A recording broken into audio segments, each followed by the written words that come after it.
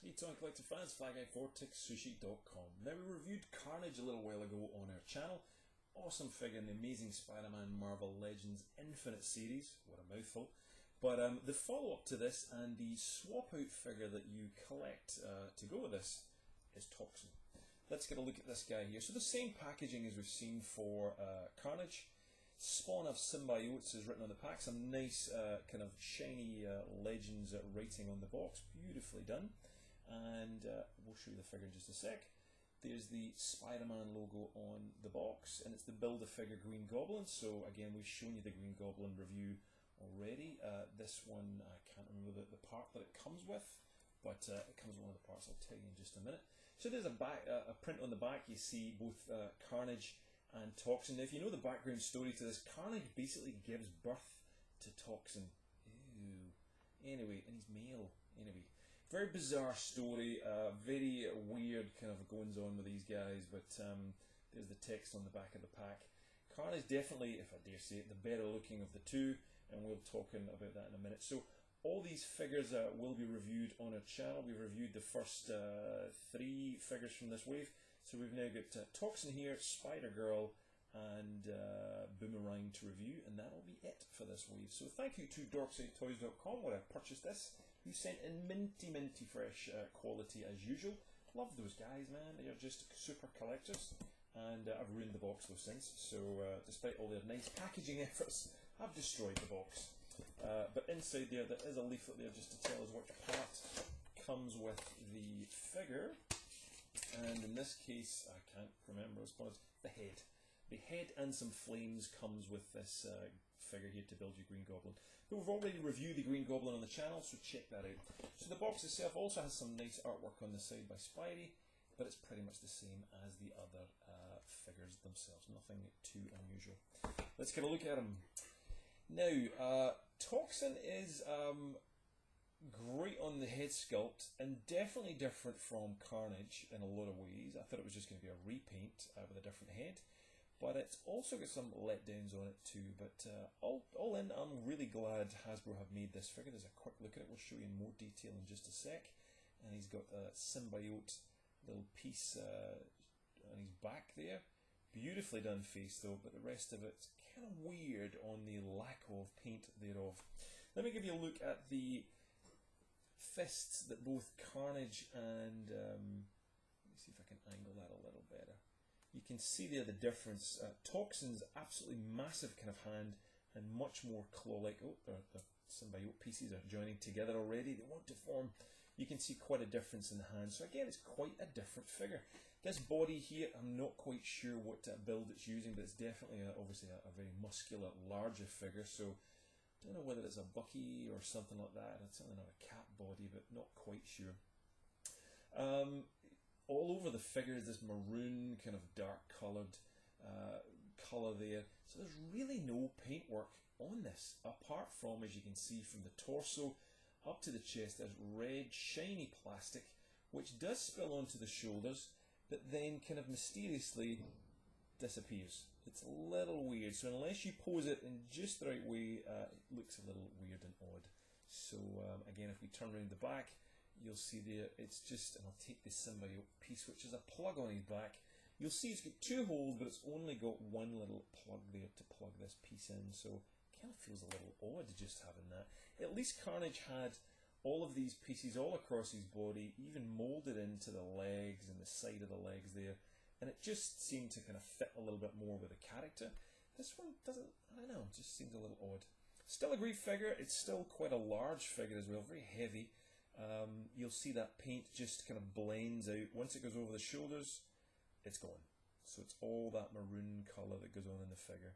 Nice to be had, nice to be made, but the real winning piece of this is the facial sculpt. And let me just zoom in on this a little bit better for you. And focus not on me, focus on him.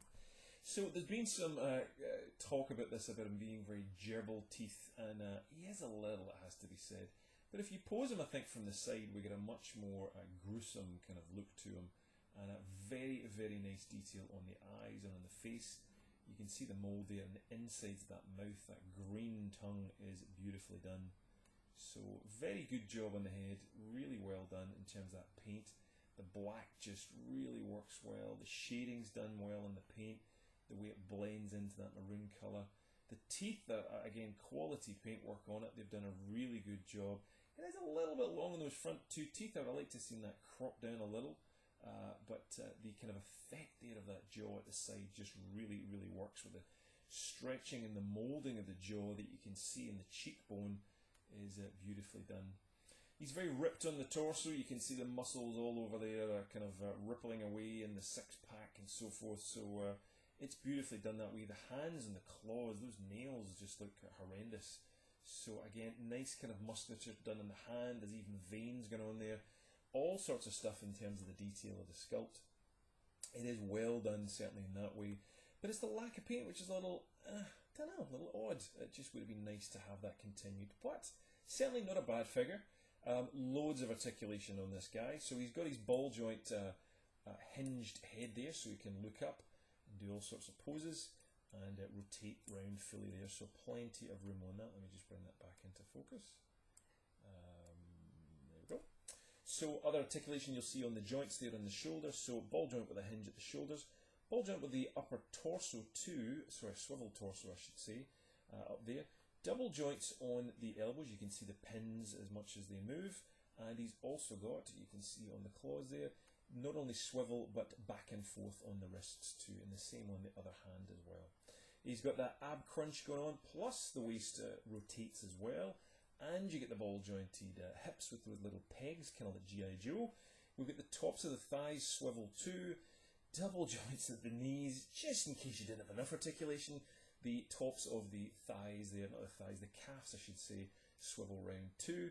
And you get rocking ankles. So really we can't complain in terms of articulation. Toxin is rocking. He has every bit of articulation going on. So best thing to do is don't worry about the teeth, don't worry about the lack of paint, just put him in a great pose. You got a great figure. He's pretty cool. He also comes with pegs in his holes as well, but other than that, that's pretty much it. Very plain figure in some ways. But look, let's face it, it's the sculpt and the body makes up for it, I think. So great figure. I got a great price at Toxin Toys. If you want to buy it, again, link directly underneath. Go and check him out, certainly for good figures. I believe they still have some of these left. You may be lucky, but if you haven't pre-ordered, boy oh boy, you're going to regret this. The same with all these Marvel Legends.